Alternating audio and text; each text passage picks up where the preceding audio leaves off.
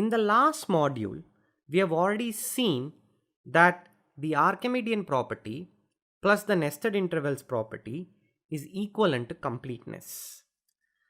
Intuitively, the Archimedean property plus nested intervals property plugs in all the holes.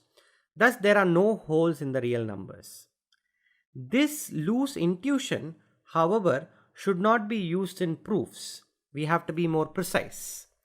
In this module, I will show that square roots always exist. Let me state the precise theorem.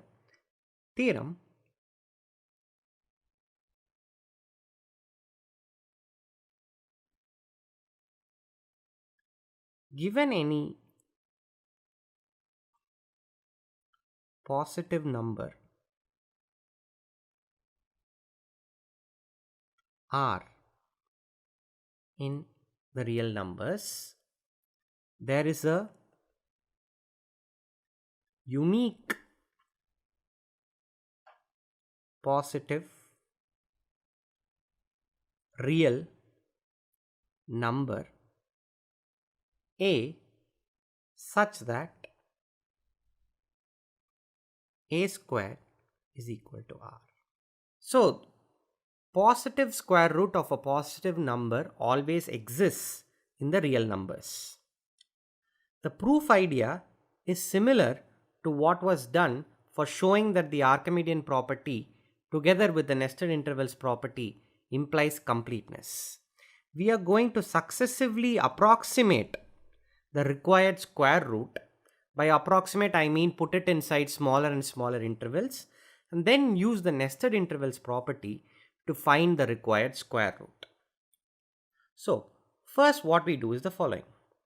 By Archimedean property, choose m1 in the natural numbers such that m1 is the largest number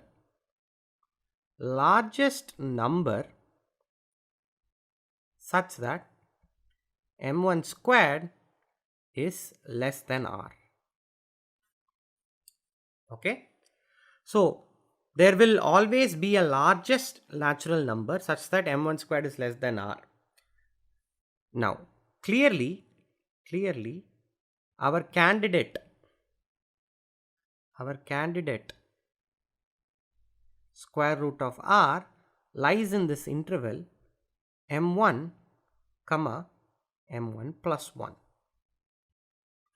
Okay, because by hypothesis m1 plus 1 the whole squared has to be greater than or equal to r. Fine. Now what we are going to do is we are going to get a better approximation. How do we do that? We do that by essentially constructing the next digit in the binary expansion. I will not make precise what binary expansion is. I'm sure you're already familiar with it, but the essential idea comes from binary expansion. What we have so far done is we have found the digit. M1 is the digit that comes before the decimal place. This is still in decimal notation, but what I'm about to do now will be in binary just for convenience. Okay. Set m2 in 0, 1 to be the largest number such that m1 plus m2 by 2 the whole square is less than r. Okay, we already know that m1 squared is less than r. That's exactly how m1 was chosen. If I choose, there are two, the choices for m2 are 0 or 1. If m2 were to be 2, you would already get m1 plus 1 the whole squared, which we know is greater than or equal to r. So I could have just said set m2 to be the largest number. I need not specify m2 is in 0, 1. I could have just said let it be the largest number such that m1 plus m2 by 2 the whole squared is less than r. But essentially it has to be either 0 or 1. No choice for it. Okay. Now again by our choice, it's clear that the required square root of r is contained in the interval m1 plus m2 by 2, comma m1 plus m2 by 2 plus 1 in the numerator. Okay. Note that if m2 were actually equal to 1, this just says it lies in the interval m1 plus m2 by 2, comma m1 plus 1. Okay. Now, what do we do? Well, the pattern is clear. I already said we are going to extract the decimal positions in binary, the decimal digits this is sort of a tongue twister. The binary expansion of the required square root after the decimal place. Not the decimal expansion, I should be precise. It's the binary expansion after the decimal place. Strange how notation evolves over time. Since decimal notation is more common, we call it the decimal point, even though it is used in binary points also. Okay, clear that we have square root of r is here. So choose m3 as expected in 0, 1 such that m1 plus m2 by 2 plus m2 squared, sorry, not m2 squared, m3 by 2 squared, the whole square is less than r. Okay. Now the previous remark about how m2 is constrained to be in 0, 1 does not apply to m3. It can happen that m3 is 2, so I am specifically restricting it to m3 in 0, 1 just so that it fits in line with what I said about binary expansions. Okay. So m1 plus m2 by 2 plus m3 by 2 squared, the whole square, is less than r. Choose m3 like this. Fine. Now clear that square root of r has to be in this interval m1 plus m2 by 2 plus m3 by 2 squared, comma m1 plus m2 by 2 plus m3 plus 1 by 2 squared. It's clear that if at all square root of r is a real number, it has to lie in this interval. Okay. So call this first interval that we had I1. Don't call this I1. Call this I1. Call this I2. Call this I3. So on. So we can in this manner, I hope the pattern is very clear what to do next. In this manner, we get a sequence, or rather I will not use the word sequence. We get nested intervals, nested closed intervals,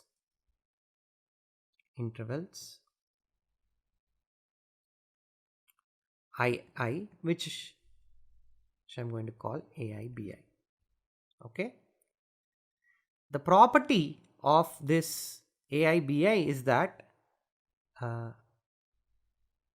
intervals such that r is always an element of AI squared, comma BI squared. Okay. That's the way these intervals are constructed. Fine. Now, key fact. Check that mod BI minus AI is less than 1 by 2 power I minus 1. Okay. Therefore, by the shrinking nested intervals theorem, I think I called it the nested shrinking intervals theorem. I don't really bother too much about precise terminology when it comes to things like names of theorems. Therefore, by shrinking nested intervals theorem, we must have a unique point a in intersection of I runs from 1 to infinity.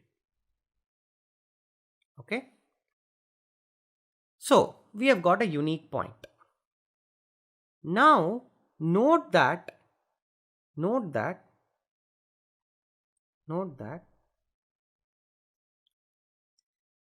the nested shrinking intervals theorem, now I'm calling it the nested shrinking intervals theorem, don't really get mad.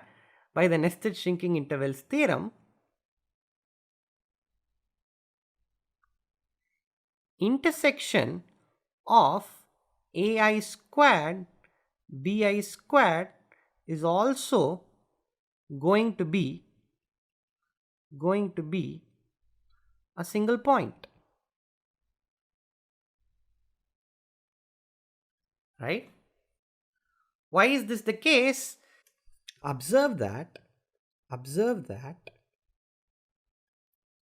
bi squared minus ai squared is equal to bi plus ai into bi minus ai, which is less than or equal to b1 plus a1 divided by 2 power I minus 1.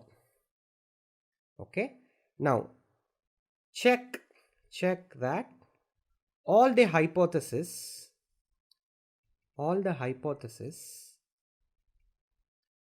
in the nested shrinking intervals theorem is satisfied.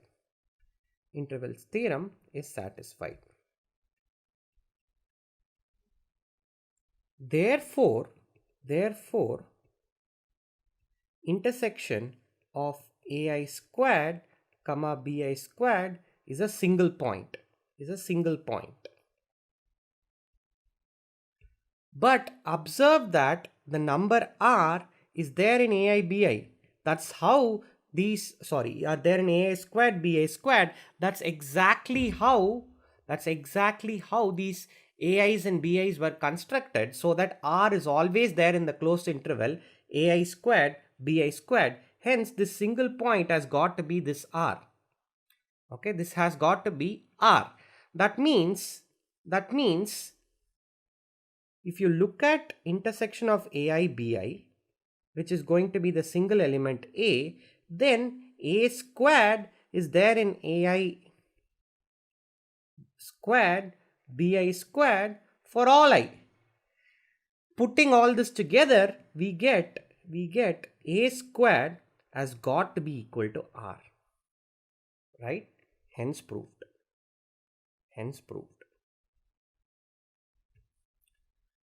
So we have found a square root for this number r. Just one more thing, we have to check uniqueness. Uniqueness is easy. I leave it to you. Uniqueness is easy. Now, this proof essentially has an idea, the idea of binary approximation of the required square root. The details are a bit involved, but nothing is difficult. Everything is quite straightforward. It's just a bit involved. Go through this proof carefully. You will understand how crucially we are using the nested intervals property as well as the Archimedean property. This is a course on real analysis, and you have just watched the module on existence of square roots.